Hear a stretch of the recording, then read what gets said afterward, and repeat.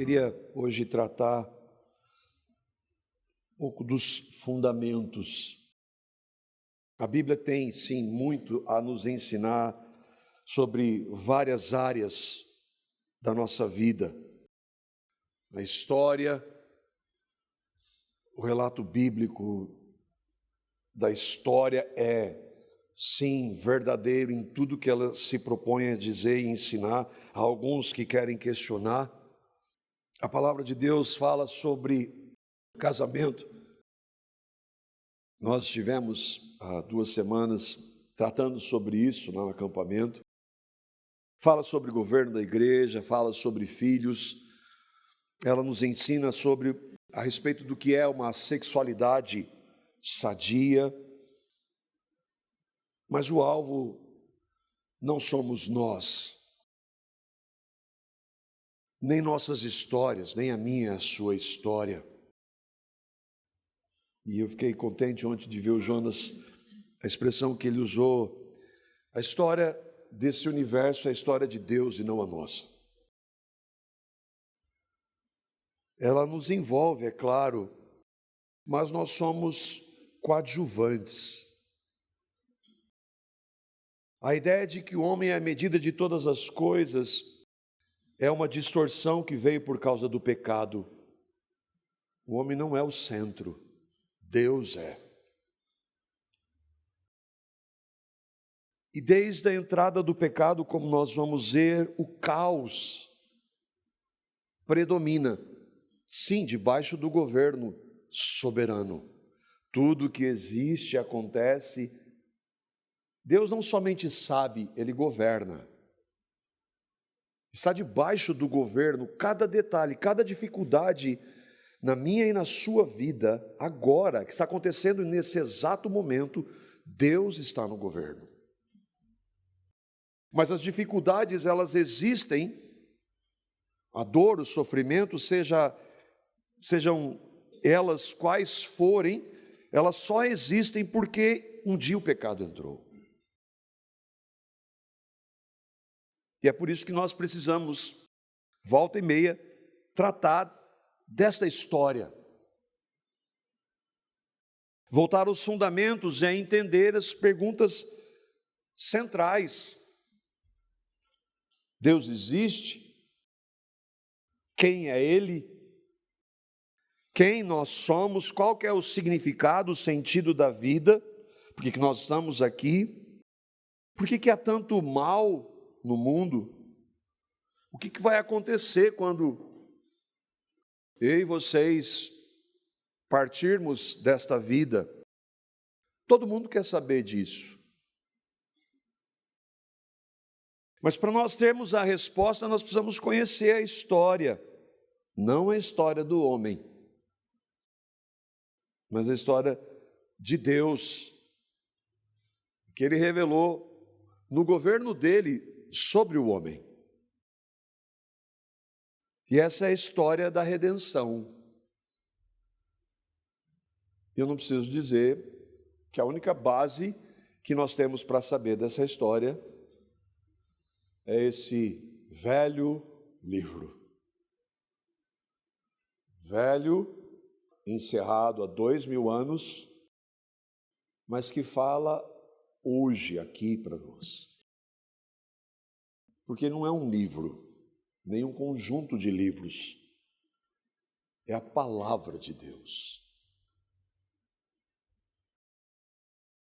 E eu queria então ver com você um pouco dessa história e você. Apesar de não ser a respeito de você nem de mim, ela nos envolve. E você precisa saber disso. E você precisa entender onde você está nessa história. E tudo começa quando só Deus existia. A gente crê nisso, porque a Bíblia fala sobre isso, mas nós não entendemos. Nós até tentamos, com alguns termos, definir, por exemplo, eternidade passada. É um termo humano, porque a eternidade não está relacionada a tempo. Eternidade está fora do tempo. Eternidade passa, mas passado é relacionado ao tempo, mas a gente tenta entender. O que é essa compreensão? É que antes de tudo existir, Deus existia. Antes de tudo existir, Deus é. O tempo só passou a existir ou a ser contado na criação. O tempo é uma unidade de medida criacional. Deus criou. E começou, nós vamos ver, lá naquela declaração tão sucinta, mas tão gigantesca. No princípio, Deus criou os céus e a terra. As três coisas básicas, coisas do universo: espaço, matéria e tempo. O espaço que consiste de três dimensões: comprimento, largura, altura. O tempo que se divide em passado, presente e futuro.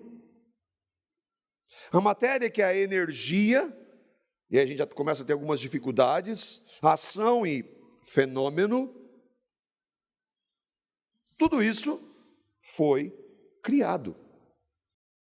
Deus, apesar de estar nestas realidades, não depende delas e está também fora delas. É complicado? Não, por favor, não diga que você entende isso. Você não entende. Nós não entendemos isso, mas nós cremos, porque Deus diz isso em sua palavra. Mas isso serve, essa tentativa de compreender à luz da palavra serve para nos dar um norte. Primeiro, da magnitude de Deus. É muito grande, não tem uma expressão maior do que muito grande para falar de Deus. E do outro lado estamos eu e vocês. Da nossa pequenez, da nossa finitude, da nossa insignificância, perto da grandeza de Deus. Porque eu falei de elementos que a gente tenta compreender, mas o que eu quero que nós vejamos é o Deus que está por trás desses elementos. Para que isso serve? Para que nós temos que entender? Será que temos que entender? Para tentarmos crescer um pouquinho mais no conhecimento da graça do nosso Senhor e de vislumbrarmos um pouco mais dos seus atributos. Nenhum de nós consegue entender nenhum dos atributos de Deus plenamente. E eu não creio que nós jamais vamos conseguir. Mas é possível nós compreender. Porque aí alguns vão dizer, não dá para saber nada sobre Deus. Não, nada, não. Dá para saber, dá para conhecer por meio da palavra que Ele revelou. E há muitos que se dizem cristãos, são os liberais. Não dá para saber, porque a Bíblia não é a palavra de Deus, para eles não são cristãos. Nós nunca poderemos saber tudo a respeito de Deus. Mas o que Ele quer que nós saibamos deste lado da eternidade, Ele estabeleceu e está aqui. Só aqui. Não está em revelação humana, está na revelação divina, escrita por homens, só aqui. E o que as Escrituras descrevem, elas não é uma opção para nós avaliarmos. Isso aqui eu aceito, como alguns querem, isso eu concordo, isso não é para nós avaliarmos. A palavra de Deus é para ser recebida em humilhação e ser que nós nos sujeitemos a ela, porque é Deus falando. Ela é a verdade. E esse plano, essa história da redenção, envolve, eu tentei retratar um pouquinho nas imagens, 4 etapas: criação, a queda, a redenção e a consumação. E nós vemos isso na palavra de Deus. Agora é muito importante que nós entendamos que esse plano, a história da redenção, ela foi orquestrada por Deus antes de existir tudo. Isso é fundamental. E muitos evangélicos se opõem a isso, tentam trazer isso para a nossa compreensão, para tentar então defender a justiça de Deus. Vamos ver na palavra isso. O primeiro texto é Efésios. Nós vamos ver 3 irmãos escrevendo. Eles não estão falando deles. Eu quero me atentar aqui com vocês aos termos, né? Primeiro, Paulo está falando para cristãos aqui, para aqueles que creram no Evangelho. Ele diz assim: bendito o Deus e Pai de nosso Senhor Jesus Cristo, que nos tem abençoado com toda sorte de bênção espiritual nas regiões celestiais em Cristo. Está falando para cristãos, aqueles que creem em Cristo como Senhor, como Salvador, e que têm em Deus, nosso Pai também. Ele nos abençoou com toda sorte de bênção espiritual. Ele traz bênçãos materiais? Sim, se Ele quiser. Mas elas são absolutamente nada perto dessa bênção espiritual. E aí ele diz: mas quando isso aconteceu, assim como nos escolheu nele, Deus Pai nos escolheu nele em Cristo, quanto? Antes da fundação do mundo. Qualquer pessoa entende essa expressão, antes da fundação do mundo. Mas vamos caminhar, eu ouvi Pedro. 1 Pedro 1, versos 18 a 20. Pedro agora está falando novamente para os cristãos que nós somos salvos por Cristo, pelo sangue derramado pela cruz. Mas o ponto é o que ele usa aí para dizer quando isso aconteceu no nível espiritual. Sabendo que não foi mediante coisas corruptíveis, como prata ou ouro, que fostes resgate, redimidos, do vosso fútil procedimento que vossos pais vos legaram. Mas Deus não nos resgatou, não nos comprou com dinheiro, mas pelo precioso sangue, como de cordeiro sem defeito, sem mácula, o sangue de Cristo. Quando que Cristo derramou o seu sangue? Há 2000 anos, historicamente. Mas Pedro está falando que isso foi estabelecido antes de existir tudo. Versículo 20. Conhecido, quem? Cristo, conhecido com efeito, quando? Antes da fundação do mundo. Porém, manifestado no fim dos tempos. Lembra, fim dos tempos é uma expressão que começa desde a primeira vinda até a última, até a segunda vinda, por amor de vós. Cristo, nós somos salvos pelo que Cristo fez na cruz. Todo o Antigo Testamento anuncia o que Cristo faria. Cristo veio e realizou o Evangelho. Aí nós temos os apóstolos explicando, como Pedro, como Paulo, como João. E até hoje nós vemos o que Cristo fez há 2000 anos. Mas Pedro está dizendo: irmãos, mas isso aí foi estabelecido por Deus antes de existir tudo. João, Apocalipse, capítulo 13, verso 8. João está falando aqui de um momento em que há uma divergência entre irmãos, isso não é relevante agora, mas que vai haver uma perseguição, e ele fala de uma besta, de um líder, de um sistema que é contra Cristo, contra os cristãos, e que o mundo inteiro vai adorar essa pessoa, esse homem, esse sistema religioso, sistema corrupto, anticristão. E aí então ele diz,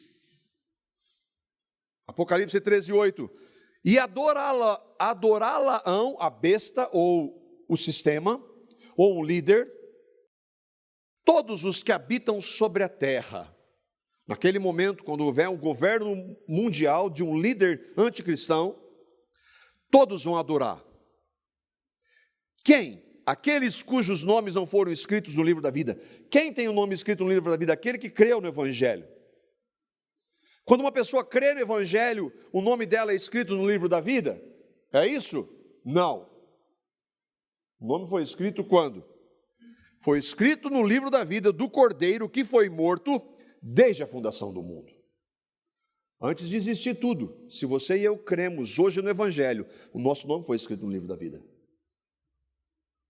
Sim, foi concretizado quando um dia nós cremos no Evangelho, no Cordeiro que foi morto.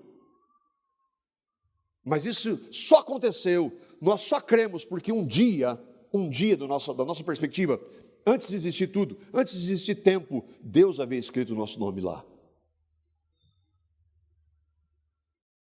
Capítulo 17, versículo 8, João ainda falando desse sistema, dessa besta, desse líder e daqueles que vão adorar esse homem, esse líder, esse sistema. 17:8 de Apocalipse. A besta que viste era e não é, está para emergir do abismo e caminha para a destruição. Bom, só esse versículo aqui daria um tempão para conversar e várias correntes de irmãos que divergem sobre isso. Não é esse o ponto. Mas o ponto é que aqueles que habitam sobre a terra, cujos nomes não foram escritos no livro da vida desde a fundação do mundo. Quem vai seguir o anticristo? Quem não crê no Evangelho? Quem rejeita a Cristo? Quem morre rejeitando a Cristo? Porque todos nós originalmente rejeitávamos a Cristo. Quem? Aqueles que não têm o seu nome escrito no livro da vida. Quando? Desde a fundação do mundo. E aqui os irmãos do God Questions, que é um site que tem um material muito bom, simples, ele traz uma definição básica, nós sabemos o que significa, mas vamos ver o que eles dizem. A fundação do mundo é uma referência do ato de criação de Deus. Entretanto, quando as Escrituras se referem a algo que aconteceu antes da fundação do mundo, o evento em discussão aconteceu antes que qualquer coisa fosse criada na eternidade passada. O plano de Deus, o que Cristo fez, foi definido antes de existir tudo. Há uma conclusão muito óbvia nisso, mas que alguns querem rejeitar. Não foi que Deus viu na frente. Não é que Deus viu alguma coisa. Deus estabeleceu. Deus definiu. Agora, se você crê no Evangelho, você sabe disso porque a palavra de Deus diz. Se você crê nisso, você crê porque a palavra de Deus diz. Mas entenda que eu e vocês não entendemos isso. Nós somos seres criados, finitos, presos no tempo, até agora, maculados pelo pecado. Essas verdades inquestionáveis, inabaláveis da palavra de Deus, elas estão para nós crermos, para sabermos e crermos, não para entendermos, não para questionarmos ou avaliarmos. Nós ainda não temos a compreensão, a capacidade de compreender isso. Nós vamos passar a eternidade, aqueles que creem com o Senhor. E lá eu creio que nós teremos a possibilidade de compreender um pouco mais desse plano maravilhoso. Vamos compreender plenamente? Não. Mas nós vamos ter algumas respostas que a gente às vezes não tem hoje. Dito isso, então, nós vamos ver o que consiste a história da redenção. E a primeira que nos envolve é a criação. Em um momento na história, Deus em sua soberania significa que Deus governa, Ele faz o que Ele quer, porque Ele é Deus, decidiu criar tudo que existe. Quando isso aconteceu? Eu creio piamente que há milhares de anos. Onde que está isso? Gênesis, capítulo 1, versículo 1. Primeiro momento da história da redenção e que nos envolve. Lembra? Essa história, esse plano foi estabelecido antes disso aqui ter início. No princípio, Deus criou os céus e a terra. No princípio, o início do tempo. Antes do princípio, não havia tempo. No princípio, é o princípio da criação e é o princípio da contagem do tempo. Isso é o que a palavra de Deus diz. Você e eu não entendemos, que nós estamos presos no tempo. Tudo que nós falamos envolve tempo. A nossa vida está dentro dessa realidade temporal. Deus está fora dela. E Ele, então, estabelece esse momento. No princípio, Deus, o ser pessoal, Deus Trino, Deus da Bíblia, o gerador da energia, criou, conceito talvez humano, a energia. Deus criou os céus e a terra. Os céus e a terra é tudo que existe. Os céus físicos, e os céus, nós vemos na palavra, em vários textos, os céus implica também no que há nos céus. Realidade física e realidade espiritual. Sendo bom, justo e santo, Deus criou tudo conforme Ele é. Lá, o último versículo, capítulo 1, versículo 31. Ontem teve uma pergunta para o irmão Jonas, e ele falando das verdades da soberania de Deus, da responsabilidade humana, foi categórico, porque a Bíblia Deus não é o autor do pecado. É muito importante que nós entendamos isso. Gênesis 1:31 diz assim: viu Deus tudo quanto fizera, eis que era muito bom. Deus criou os céus e a terra, realidade física e espiritual. Tudo, o que fica fora de tudo? Nada. Tudo foi criado muito bom. É claro, por quê? Porque Deus é bom. Aliás, o que Jesus disse? Não há ninguém bom, a não ser Deus. Deus não pode criar o mal no sentido pecaminoso, o mal moral. Deus criou tudo, absolutamente tudo era muito bom. Agora, se Deus, e olha só, essa é a definição de dicionário, tá? Deus é um ser infinito, eterno, sobrenatural, existente por si só, e coisa necessária e final de tudo que existe. Se Deus é isso, e há uma tentativa humana de compreender, por quê e para que Ele criou o mundo? Porque se Deus é Deus, Deus tem necessidade de alguma coisa? Não. Deus não tem necessidade de nada, nem de ninguém. Então Ele não precisaria ter feito. A pergunta é, por que Ele fez? E a Bíblia diz: Deus fez tudo para louvor e glória dele mesmo. Mas as pessoas que querem louvor para elas mesmas, não, as pessoas que querem louvor para elas, aliás, onde a expressão o autoesvaziamento, que é o que eu e vocês mais precisamos, e o Jonas falou, nós somos vazios só, é que a gente acha que tem alguma coisa. Então nada deve ser para nós não somos o centro. Aí sim é um absurdo a exaltação humana, mas para com Deus não. Deus deve ser exaltado, deve ser glorificado, porque Ele é Deus. Apocalipse, capítulo 4, verso 11. João, inspirado pelo Espírito, vai dizer aí, nesse texto, por que Deus, ou para quê, por que e para que Deus criou todas as coisas. Tu és digno, Senhor e Deus nosso, de receber a glória, a honra e o poder. Por que, João? Porque todas as coisas tu criaste.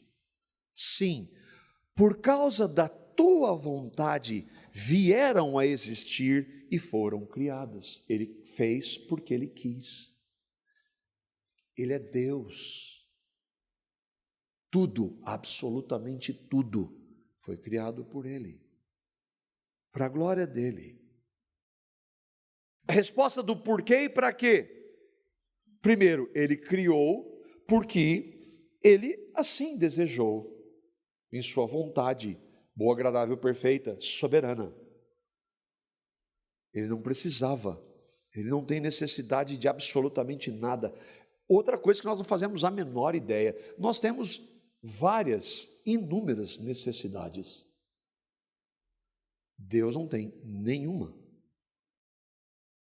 O segundo ponto é que ele criou para a glória dele, para ser louvado, exaltado, reconhecido, adorado, porque ele é digno, ele merece, ele é Deus, só ele. Sendo assim, o universo deveria louvar, exaltar, glorificar, honrar, adorar a Deus. Foi para isso que Deus fez. 3 salmos, eu vou projetar os 3 juntos aqui. Salmo 67, 3, Salmo 156, Salmo 69 e 34.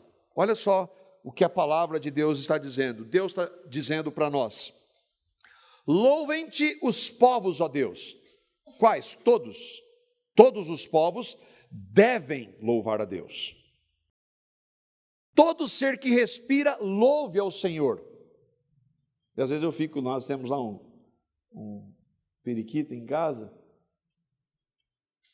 ele está louvando a Deus. Todo ser que respira, louva a Deus. É que a gente não consegue entender. A natureza louva a Deus. Louvem-no a Deus os céus e a terra. No princípio, criou Deus os céus e a terra. Céus e terra foram criados para louvar a Deus.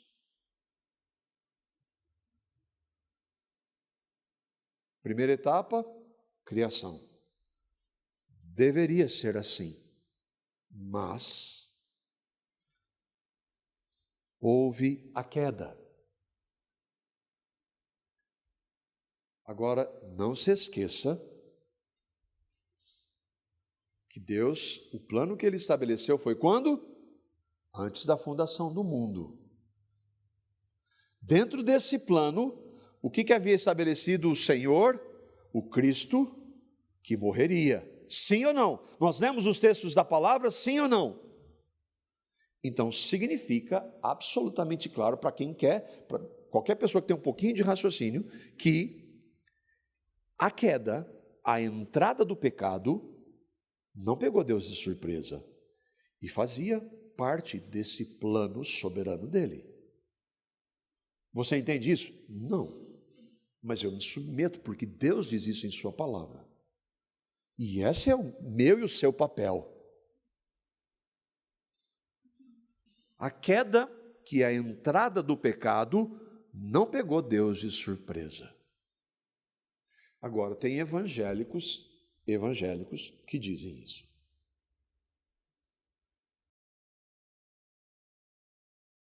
O fato é que em sua criação, em seu plano eterno de redenção, Deus decretou a queda. Não é que não fugiu do controle dele. Deus decretou a queda.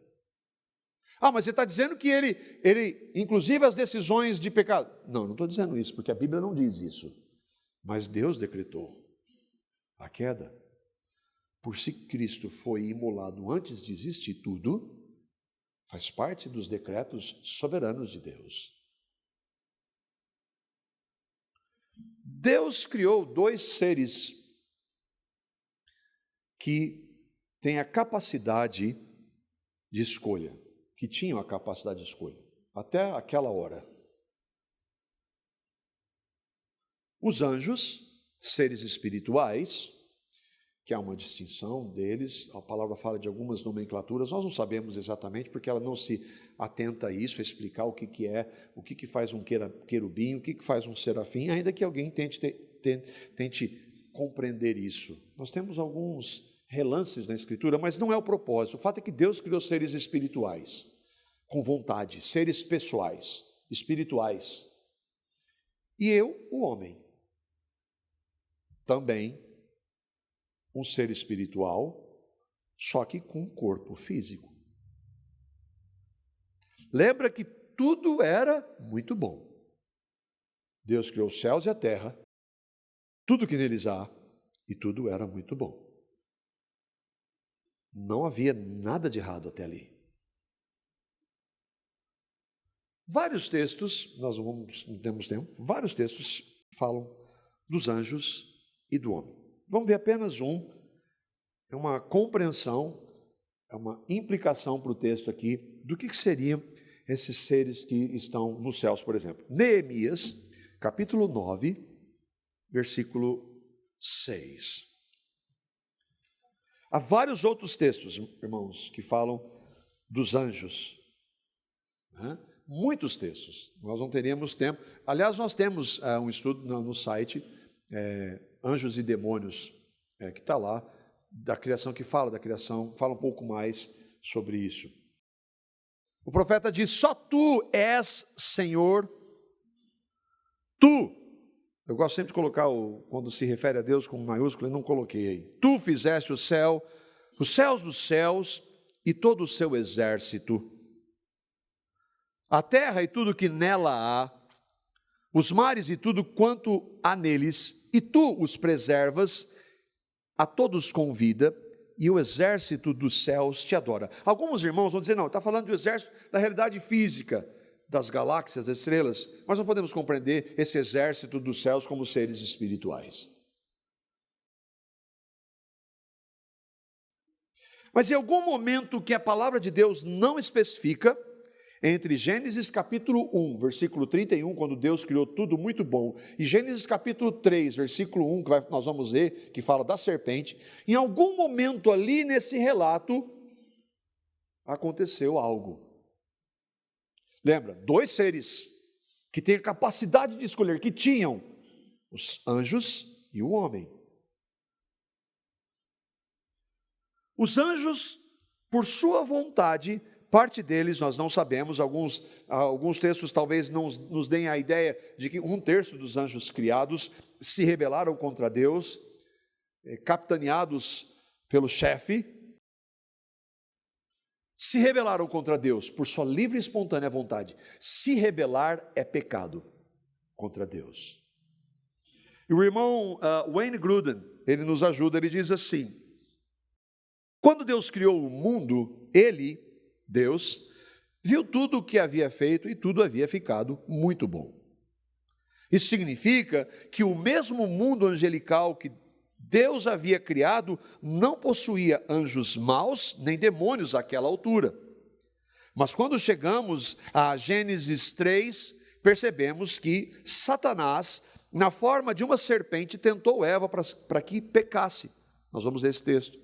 Portanto, em um determinado tempo entre os eventos de Gênesis 1:31 e Gênesis 3:1, deve ter havido uma rebelião no mundo angelical, com muitos anjos se voltando contra Deus e tornando-se maus. Existem alguns irmãos que vão dizer, Deus criou os céus e a terra terra era sem forma e vazia.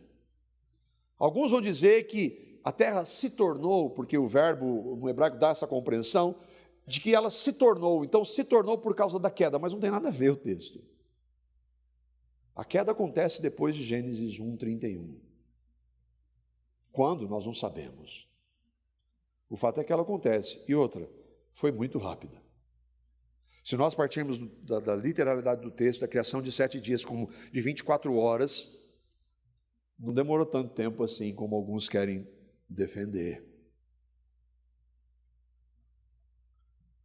Um dos textos que aponta para essa queda angelical é 2 Pedro, capítulo 2, versículo 4. Nós estamos falando da queda, da entrada do pecado. No primeiro aspecto, nos seres espirituais. E como Deus tratou dos anjos que caíram. Deus não poupou a anjos que pecaram, mas os lançou no inferno, prendendo-os em abismos tenebrosos, a fim de serem reservados para o juízo. Houve um momento que anjos que se rebelaram contra Deus caíram, pecaram e estão separados de Deus. Deus permite a ação deles. E eles agem. Eles se rebelaram. A queda, portanto, é pecado contra Deus, é desobediência a Deus. Tudo que Deus diz para nós fazermos ou não fazermos, se nós não obedecemos, nós pecamos. Rebeldia. Do Deus que deveria ser honrado, glorificado, adorado, louvado por quem Ele é, o homem e os seres espirituais se rebelam. Nós não sabemos exatamente como aconteceu a queda dos seres espirituais, mas do homem com absoluta clareza. Gênesis, capítulo 2, versículos 15 a 17. Deus criou o homem, aquela realidade maravilhosa, perfeita, e o colocou em um lugar, o jardim do Éden, nesse planeta Terra. E Deus, por ser Deus, Ele estabelece uma única ordem para aquele primeiro casal criado muito bom, que tinha relacionamento com Ele, que não sabia o que era pecado, não sabia o que era errado. Gênesis capítulo 2, versículos 15 a 17. Tomou, pois, o Senhor Deus ao homem e à mulher, e o colocou no jardim do Éden para o cultivar e o guardar. Estabeleceu trabalho antes da queda. Nós vimos isso um pouco ontem também. Alguns, conceito católico, o céu é todo mundo vai ficar voando como anjo nas nuvens. Não, novo céu, nova terra não é isso. E o Senhor Deus lhe deu esta ordem ao homem: de toda a árvore do jardim comerás livremente. O que está absolutamente claro, havia várias árvores que davam frutos e que Deus deu para o homem comer. Mas de uma árvore, da árvore do conhecimento do bem e do mal, não comerás. Você não deve comer. Eu, Deus, que você sabe quem eu sou, estou ordenando, não coma. Por quê? Porque no dia em que dela comerdes, certamente morrerás. O capítulo 3 desse texto de Gênesis vai mostrar para nós o chefe dos anjos que caíram. E ele vai tomar uma forma física. Nós não sabemos, tudo que a palavra de Deus, a gente tenta especular, é bom não ir por esse caminho, mas ele tomou a forma de uma serpente. E aí tem os liberais, então você acredita que uma serpente falou? É claro que eu acredito, a Bíblia diz. Aliás, eu acredito que Deus criou o universo porque Ele disse. Que problema seria Ele deixar uma serpente falar? É ridícula essa pergunta. Né? Desses intelectuais cristãos. É um absurdo. Sim, o que acontece no texto é literal. Gênesis, capítulo 3, versos 1-6. Mas a serpente, a antiga serpente, o diabo e Satanás, então é um ser espiritual que está por trás da serpente, mais sagaz que todos os animais selváticos que o Senhor Deus tinha feito, disse à mulher: é assim que Deus disse, não comereis de toda a árvore do jardim? Deus disse isso para você? Respondeu-lhe a mulher: do fruto das árvores do jardim podemos comer. Deus disse isso ou não? Sim ou não, irmãos? Do fruto da árvore do jardim? Sim. Mas o fruto da árvore que está no meio do jardim, disse Deus, dele não comereis. Deus disse isso, sim ou não? Nem tocareis. Deus disse isso? Não. Ganhou a mulher. Ganhou a mulher ali. Para que não morrais. Então a serpente disse à mulher: é certo que não morrereis. O que o diabo está negando? A palavra de Deus. E hoje tem pastor negando a palavra de Deus. Um pastor que nega a palavra de Deus não é o pastor que crê em Cristo. É o pastor do capeta, do diabo, mesmo que esteja em denominações ditas tradicionais. Se ele nega a palavra de Deus, ele tem uma base por trás, o diabo, porque o diabo fez exatamente isso. É isso, Deus disse isso. É certo que você não vai morrer. Não creia na palavra de Deus, porque Deus sabe que no dia em que dele comerdes, se vos abrirão os olhos, e como Deus sereis conhecedores do bem e do mal. Isso é verdade. E aí é que está o engano, ele é sempre misturado. Porque Deus vai dizer, o homem agora é como um de nós, conhecedor do bem e do mal. Vendo a mulher que a árvore era boa para se comer, agradável aos olhos, e árvore desejável para dar entendimento, tomou-lhe do fruto e comeu, e deu também ao seu marido, e ele comeu. O que aconteceu ali? A queda do homem. Já havia acontecido a queda, a rebeldia de parte dos seres espirituais contra Deus, e agora então a rebeldia do homem. Com o pecado de parte dos anjos, sabe quais anjos que não pecam? Os eleitos. Os anjos eleitos não pecam. Para nós pensarmos. Com parte dos anjos tendo pecado e da raça humana, toda espécie de males também veio. O homem não mais buscava a Deus.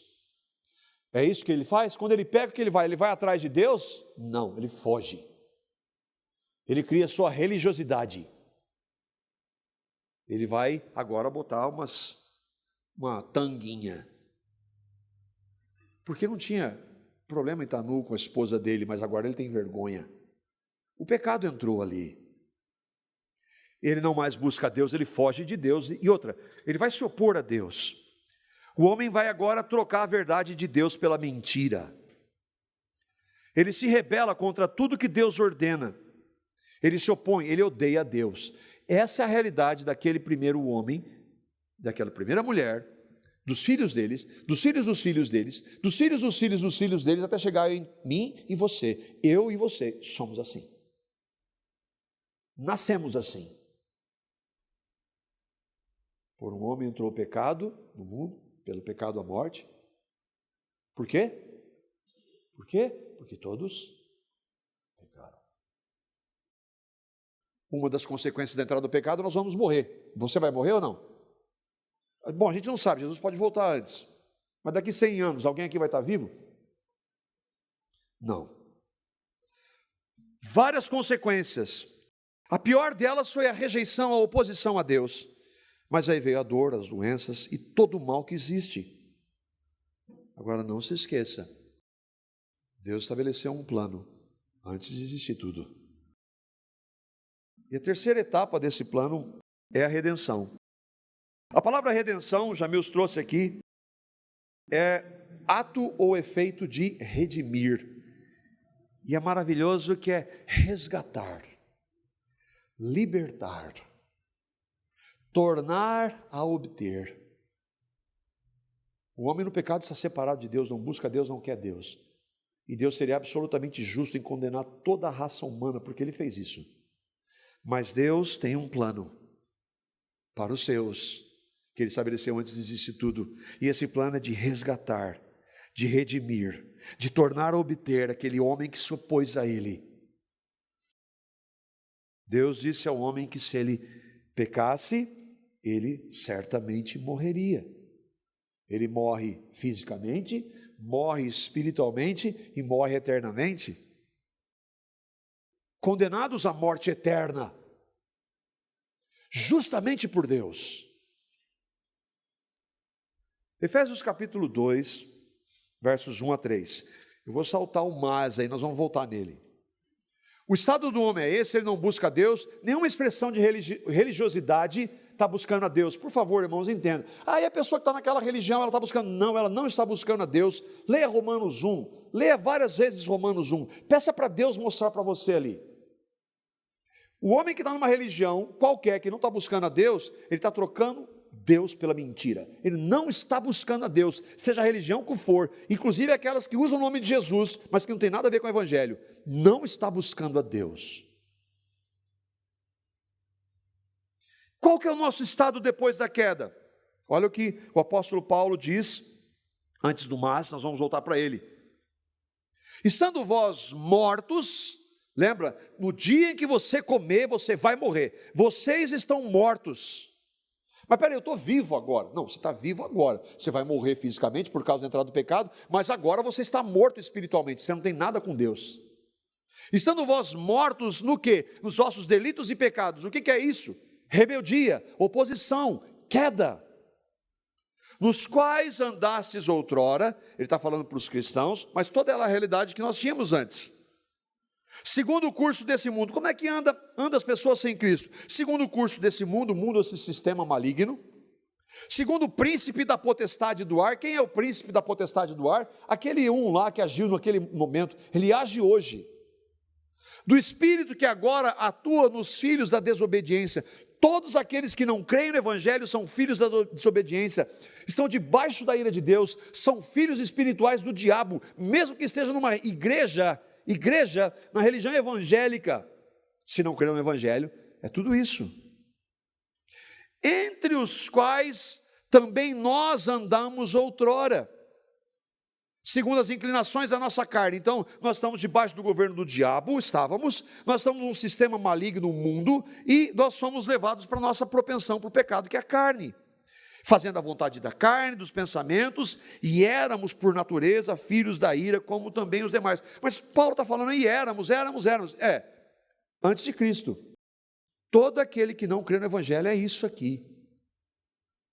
Se você não crê no Evangelho, você é isso aqui.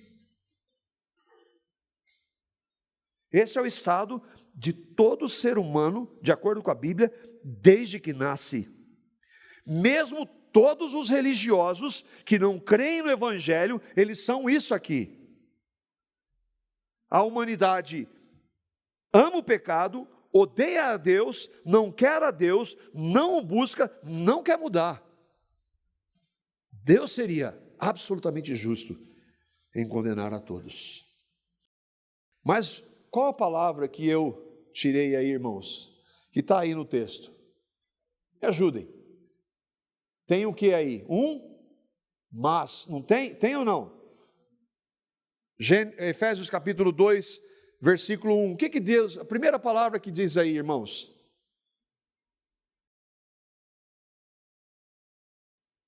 Todavia, mas, Deus fez algo.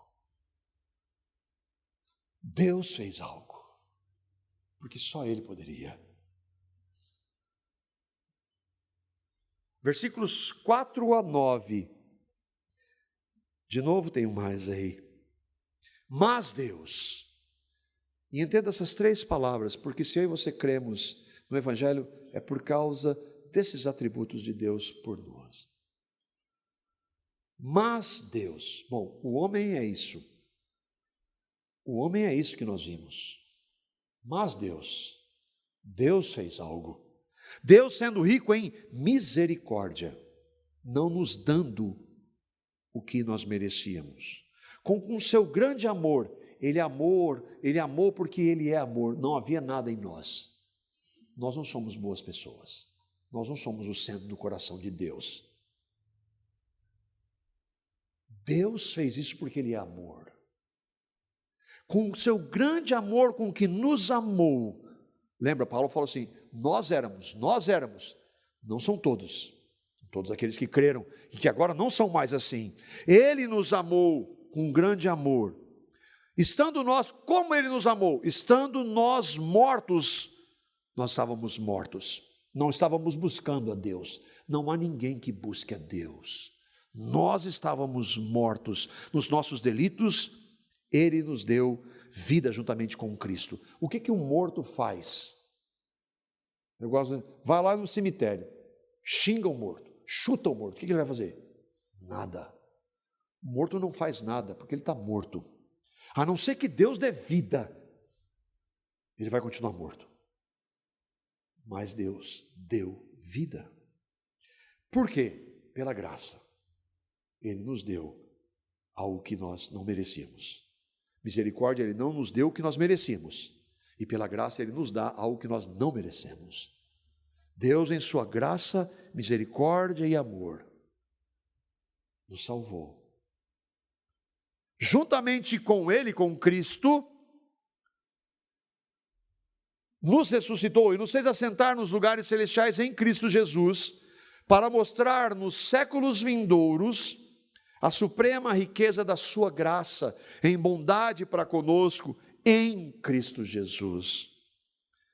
Pela graça sois salvos, mediante a fé. Isso não vem de vós, é dom de Deus, não de obras, para que ninguém se glorie. Por isso que um dos pilares da genuína fé evangélica é a graça. Não é que o homem ele não possa buscar a Deus, ele não quer. Entenda, se hoje eu e vocês buscamos a Deus de verdade, não foi iniciativa nossa, foi Deus. Quando isso aconteceu, nós temos o plano eterno estabelecido por Deus. Mas quando isso se concretiza? Quando alguém crê no que Cristo fez. E a minha pergunta para você se você crê no Evangelho. Houve um momento na sua vida, você não precisa saber que dia nem hora, mas que você ouviu que é um pecador. E você se viu pecador. Se você se viu pecador, foi porque o Espírito Santo mostrou, porque você não se via. E você se viu pecador. E aí você ouviu de Deus que Ele é santo. Nenhum de nós entende quão santo Deus é. Nunca vamos entender plenamente. Mas o pouco que nós vemos da santidade de Deus, nós vemos que o nosso pecado ofende a Deus. E você viu então que por causa dos seus pecados, você está separado de Deus. Não adianta você participar da religião A, B ou C, de tentar fazer, de tentar parar de obedecer, não vai mudar. E você viu esse estado e estava condenado. Tudo isso, se você viu, é porque o Espírito de Deus está mostrando para você, senão você não vê. Você viu isso. E ao mesmo tempo que você viu o seu estado de pecado, de quão pecador você é. Outra coisa, eu e vocês não temos a menor ideia de quão pecadores nós somos. Não temos a menor ideia de quão pecadores nós somos. Mas Deus, em sua graça, mostra um pouco dela. E quanto mais nós conhecemos Ele, mais Ele mostra quanto nós somos. Mas aí você viu que, por ser pecador, estava separado. Mas aí você ouviu um mais Deus. Deus amou pecadores. E Ele amou o que Ele deu, por isso que é graça. Ele amou tanto, mas tanto que Ele deu o seu Filho. O seu Filho Jesus, que diferente de mim e de você, não nasceu em pecado, nunca cometeu um único pecado. Ele obedeceu tudo que Deus exige. E Ele atribui, Ele dá, Ele concede pela graça o que Cristo fez para você, se você crer. E aí então você Eu creio no que Cristo fez por mim.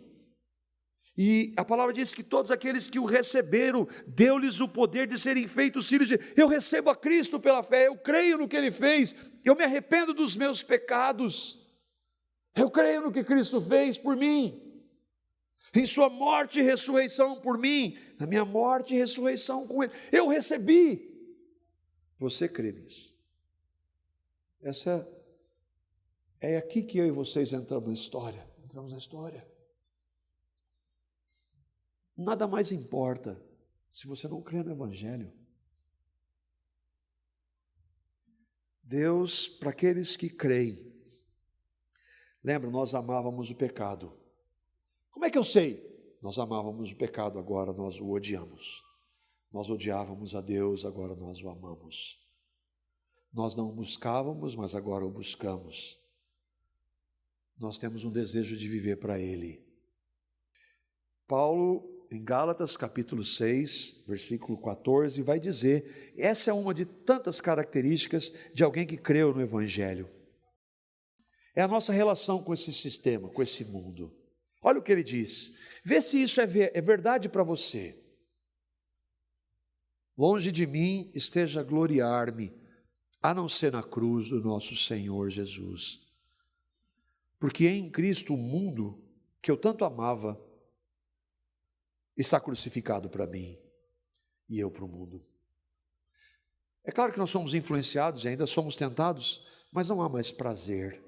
E todas as vezes que nós somos levados por esse sistema, pelo diabo e pela nossa carne, a pecar, nós temos tristeza.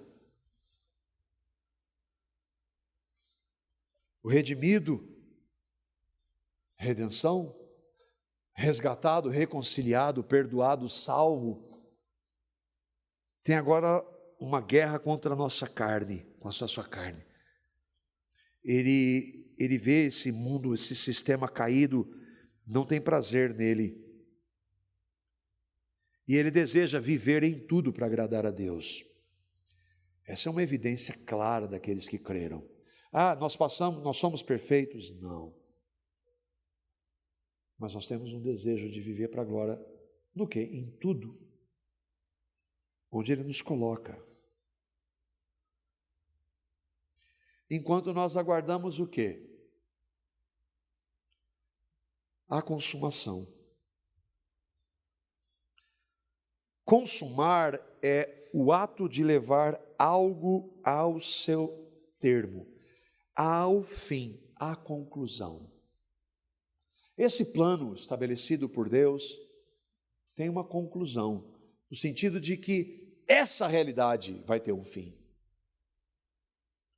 E aí uma nova realidade eterna vai se estabelecer.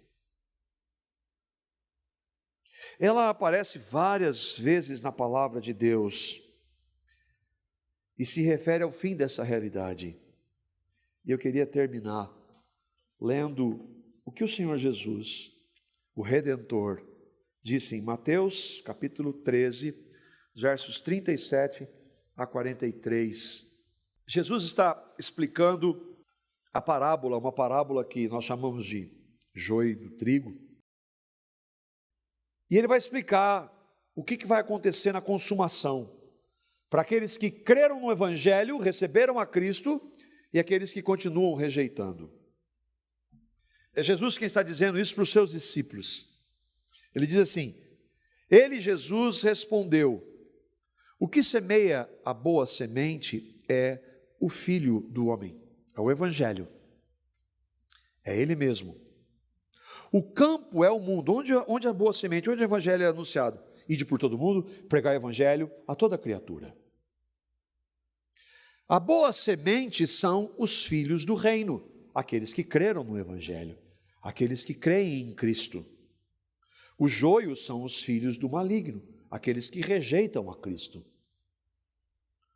O inimigo que semeou é o diabo. Lembra quando ele começou a semear? Nós lemos o texto. E ele continua fazendo. O inimigo que semeou é o diabo.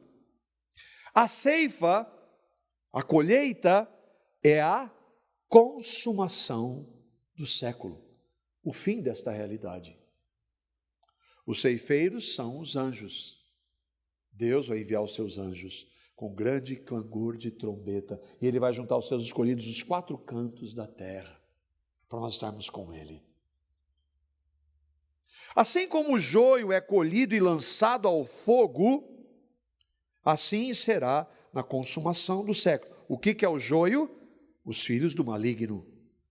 O que é lançado no fogo? A condenação eterna desses que rejeitam a Cristo. Isso vai acontecer quando? Na consumação, no fim dessa história, que o Senhor vai encerrar. Mandará o Filho do Homem os seus anjos, que ajuntarão do seu reino todos os escândalos e os que praticam a iniquidade, e os lançarão na fornalha acesa. Ali haverá choro e ranger de dentes. O que é isso? É o inferno, ou o lago de fogo e enxofre, onde aqueles que rejeitam a Cristo, que continuam se opondo a Cristo, serão condenados. Agora, os justos resplandecerão como o sol no reino do seu Pai. Quem tem ouvidos para ouvir, ouça. Mas espera aí, o plano não foi estabelecido antes da fundação do mundo? Sim. Os nomes não foram escritos no livro da vida antes da fundação do mundo? Sim. Então, como é que eu sei se eu estou lá? Quem tem ouvidos para ouvir, ouça. Se você não recebeu a Cristo, receba. Diga isso a Ele: Senhor, eu sou um pecador, tem misericórdia, mas a Tua palavra diz que o Senhor me amou e eu recebo, eu creio em Cristo como meu Senhor e Salvador. Aí vai haver evidência de que o seu nome foi escrito no livro da vida antes da fundação do mundo, e a minha oração é para que cada um de vocês creia no Redentor, o único Cristo Jesus, o Salvador.